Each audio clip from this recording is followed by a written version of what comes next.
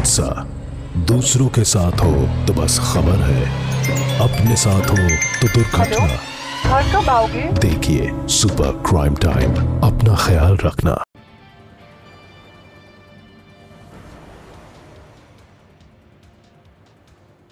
नमस्कार, आपके साथ मैं हूं अर्पिता आर्य और इस वक्त की बड़ी खबर आ रही है पहलवान नरसिंह यादव से जुड़ी हुई। पहलवान नरसिंह यादव को रियो ओलंपिक में हिस्सा लेने से रोकने के लिए उन्हें साजिश के तहत फंसाने का अंदेशा है। नरसिंह यादव के खाने में साजिश के तहत कुछ मिलाए जाने का अंदेशा गहरा गया है। नरसिंह का खाना बनाने वाले रसोइये ने दावा किया है कि नरसिंह के खाने में संदिग्ध ड्रग्स की छौंक लगाई गई थी। ऐसा करने वाला लड़का जो था वो सोनीपत की उसी रिंग में कुश्ती सीखने आता था। चंदन के मुताबिक छौंक की तैयारी करते वक्त जब वो टमाटर लेने गया, इसी बीच उस लड़के ने संदिग्ध हरकत की।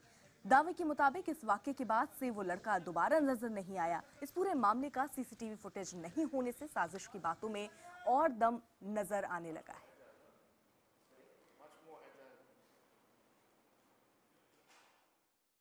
तो नरसिंह के साथ अगर धोखा हुआ है, उसके साथ अगर साजिश हुई है, तो ये मामला बेहद गंभीर है। ये देश के साथ साजिश करने जैसा है और देश की इज्जत से खिलवाड़ करने जैसा मामला है। हमारे संवाददाता जावेद अख्तर ने नरसिंह के रूममेट और उसके खाने में तड़का लगाने वाले शख्स चंदन यादव से बात की। जावेद ने उस रसोई घर का भी जायजा लिया जहां नरसिंह का खाना तैयार होता है। देखिए मौके से जावेद की ये खास रिपोर्ट। सोनीपत के ट्रेनिंग कैंप का ये वही किचन है जहां से पहलवानों के लिए खाना बनता है।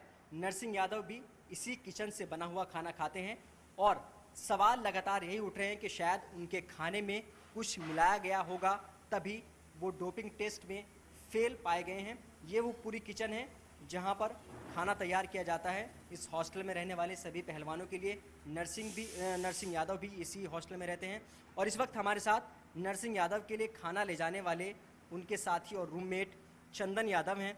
चंदन, 5 जून की एक घटना जो कि विवादों में है, आप यहाँ खाने में तड़का लगाने आए थे और उसमें किसी ने कुछ मिलाते हुए देखा गया था, क्या वो पूरी घटना थी?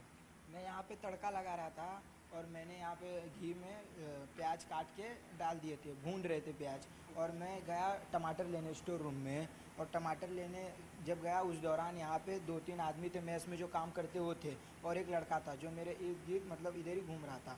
तो जब मैं उस दौरान गया टमाटर लेने, उस दौरान उसने यहाँ पे कुछ डाल दिया मतलब खाने में। तो मैंने पूछा मेस वालों को कि आपने डाला, किसने डाला मतलब, तो बोलते नहीं भैया हमने नहीं डाला, वो लड़का था यहाँ पे खड़ा उसी ने डाला होगा। और वो वहाँ से जब आप आए तो तुरंत चले भी गया वो। अच्छा, जितने में आप टमाटर लेकर के आए वो कुछ डाल करके यहाँ से फरार हो गया? चले गया। इन्होंने बोला भैया जैसे ही आप आए वैसे ही वो चले भी गया यहाँ से मतलब डाल के। अच्छा, आप उस लड़के को पहचानते हैं, कौन वो है? हाँ, उसको हम पहचानते मतलब शक्ल देखेंगे तो पहचान जाएंगे, ऐसे नाम नहीं पता। और रेसलिंग करता है वो इतना। यानी वो बाहरी लड़का नहीं, यहीं पर रेसलिंग करता है? हाँ, रेसलिंग करता है। कैडेट वगैरह के साथ कैंप में आया था और पहले भी हम उसको मतलब देखते थे। तो चंदन, जो कि नरसिंह यादव के रूममेट भी हैं, उनके लिए खाना यहाँ से ले जाते हैं। वो बता रहे हैं 5 जून की वो घटना जब यहाँ पर खाना में जो नरसिंह के लिए खाने में तड़का लगाने पहुँचे थे तो वहाँ पर एक शख्स पहुँचा था और उसने कुछ मिलाया था। सीसीटीवी फुटेज हालांकि यहाँ पर लगा हुआ है, लेकिन सवाल खड़े हो रहे हैं लगातार। नरसिंह यादव ने भी हमको बताया कि जब उन्होंने यहाँ के मैनेजमेंट से सीसीटीवी फुटेज मांगने की बात की तो मैनेजमेंट ने ये कह दिया कि उनके पास 10 दिन से ज़्यादा की फुटेज नहीं रहती है और इस सवाल से वो उससे बचते नज़र आए। तो कहीं ना कहीं मैनेजमेंट पर जिस तरीके से सवाल उठा रहे हैं नरसिंह यादव भी, इस जो ट्रेनिंग कैंप है उसकी अथॉरिटीज़ पर वो सवाल उठा रहे हैं, तो एक बड़ा सवाल ये भी खड़ा होता है कि जब सीसीटीवी फुटेज यहाँ पर लगा हुआ है तो उसकी फुटेज क्यों नहीं खंगाली गई और एक इंटरनेशनल लेवल के प्लेयर को क्यों इस तरीके से इस पूरे जाल में फंसाने की साजिश की गई, जैसा कि नरसिंह और उनके साथियों का आरोप है। राजेंद्र सिंह के साथ Javed Akhtar, Sonipat, IBN7। Dope test में फेल होने के बाद पहलवान नरसिंह यादव ने भी इसे बड़ी साजिश करार दिया। नरसिंह यादव का दावा है कि जांच में उनके शरीर में जो प्रतिबंधित रसायन पाए गए वो पहलवानों के किसी काम के नहीं होते, इसलिए उन्हें साजिशन किसी रूप में ड्रग्स दिया गया है।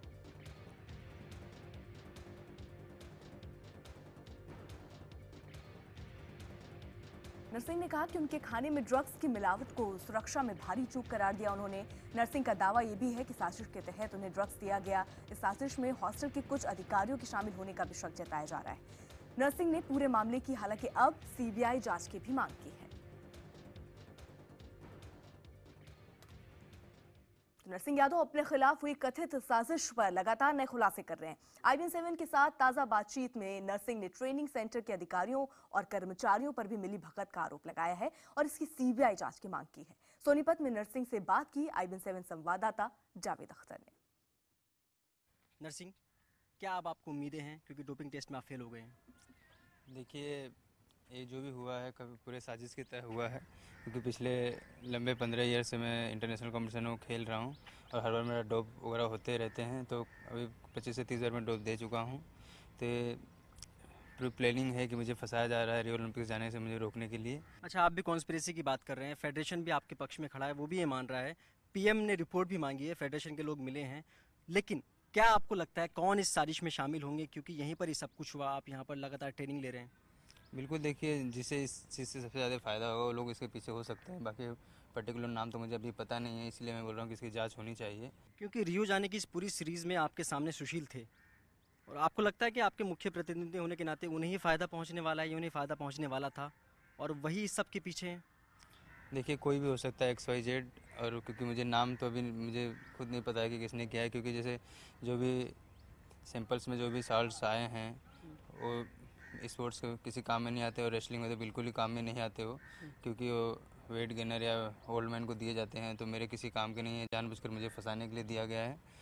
और जैसे कि मेरा रूम पार्टनर संदीप यादव है, उसका भी डोप टेस्ट पॉजिटिव आया है, तो उसका तो कोई कंपटीशन नहीं, वो डोप क्यों लेगा? तो ये जानबूझकर हमारे खाने में या हमारे फूड सप्लीमेंट्स में किसी ने डलवाया है, और जिससे कि हम पॉजिटिव आया है। लेकिन ये कैसे पॉसिबल हुआ, आपको क्या लगता है? क्योंकि क्या सिक्योरिटी के उतने इंतजाम नहीं है खास कि आपके खाने में कोई भी कुछ डाल जाए और आप खा लें, आपको पता भी ना चले? क्या आपको लगता है? बिल्कुल, देखिए, यहाँ पे मेस वगैरह है, मेस में खाना बनता है, कोई एक घर तो है नहीं कि घर में खाना बन रहा है, तो मेस में खाना बनता है, वहाँ से लेके जाते हैं।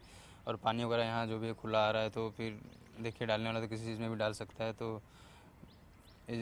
इसमें टेम्परिंग हुई है सब, क्योंकि मैं ओलंपिक क्योंकि आप ओलंपिक खेलने जा रहे थे, कोई मामूली चीज़ नहीं, देश का प्रतिनिधित्व आप कर रहे थे, तो इतना बड़ा सिक्योरिटी चूक क्या आपको इसको मानते हैं? क्योंकि कोई भी आकर के आपके खाने में कुछ डाल दे तो ये तो बहुत बड़ी चूक है सिक्योरिटी के लिहाज से। देखिए, जिसमें चूक भी और कोई कई मुझे लगता है इसमें यहाँ के उच्च अधिकारी भी मिले हुए हैं, क्योंकि देखिए इसमें मैं बहुत बड़े लोगों का हाथ भी बता क्या सकता इस हूँ। हॉस्टल और इंस्टीट्यूट के अधिकारी उसमें मिले हुए हैं, आप ऐसा कह रहे हैं? बिल्कुल, मुझे पूरी आशा है कि शायद इस यहाँ के भी लोग उसमें मिले हुए हैं, क्योंकि देखिए इतना बड़ा काम करना मेरी प्लानिंग की नहीं हो सकता, और जो भी किसी ने किया है प्लानिंग के थ्रू किया है, तो इसीलिए इसकी CBI जांच जरूर होनी चाहिए और जल्दी जल्दी सब कुछ क्लियर होना चाहिए। इस मामले में भारतीय कुश्ती संघ ने कहा है कि नरसिंह को इंसाफ दिलाकर रियो भेजने की पूरी कोशिश हो रही है। अध्यक्ष ब्रजभूषण शरण सिंह ने IBN7 से बात करते हुए कहा कि नरसिंह अभी 7 दिन के लिए निलंबित हैं और इस मामले के दौरान पल पल की खबर जो है संबंधित संस्थाओं को दी जा रही है। जल्द ही ये मामला सुलझा भी लिया जाएगा। ब्रजभूषण जी इस वक्त हमारे साथ हैं। नरसिंह यादव प्रकरण पर हर कोई आपसे सुनना चाह रहा है। जो सबसे अहम सवाल है, जो सबसे अच्छी बात, आप अपने जो रेसलर हैं उनको बैक कर रहे हैं, लेकिन सब लोगों का ये कहना है कि जो रूल्स हैं, इंटरनेशनल कमेटी के रूल्स हैं, वो क्या कहेगी? बोलेंगे कि जो बैन सब्सटेंस उन्होंने लिया है वो तो उनकी बॉडी के अंदर में रहेगा, आप यहाँ से क्लियर भी कर देते तो वहाँ पर वो कैसे जाएंगे? वो बोलेंगे ये तो बैंड था इन पर, वो उस चीज़ को नहीं, नरसिंह यादव के साथ जो घटना घटी है, ना तो किसी ट्रायल में घटना घटी है और ना तो किसी कंपटीशन के दौरान ये घटना हुई है।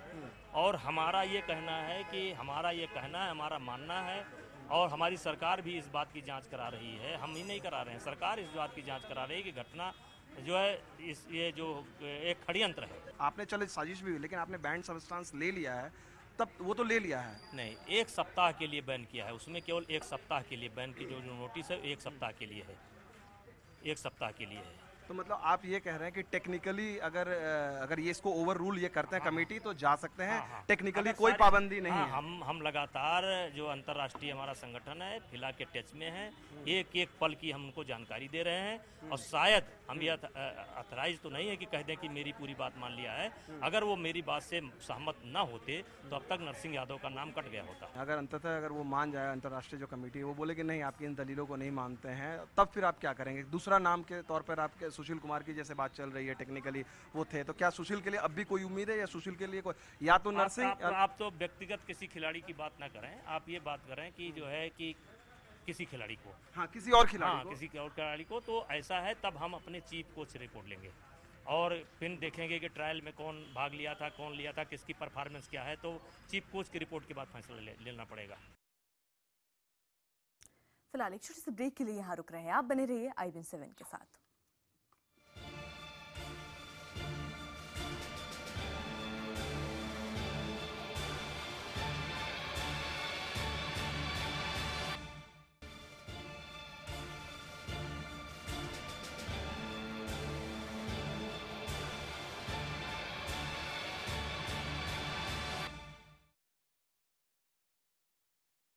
बात नरसिंह यादव की कर रहे हैं। नरसिंह यादव को रियो ओलंपिक में कुश्ती के संभावित पदक विजेताओं में से एक माना जा रहा था, लेकिन डोप टेस्ट का जो नतीजा आया पॉजिटिव आने के बाद भारतीय कुश्ती से जुड़े तमाम दिग्गज सकते में हैं।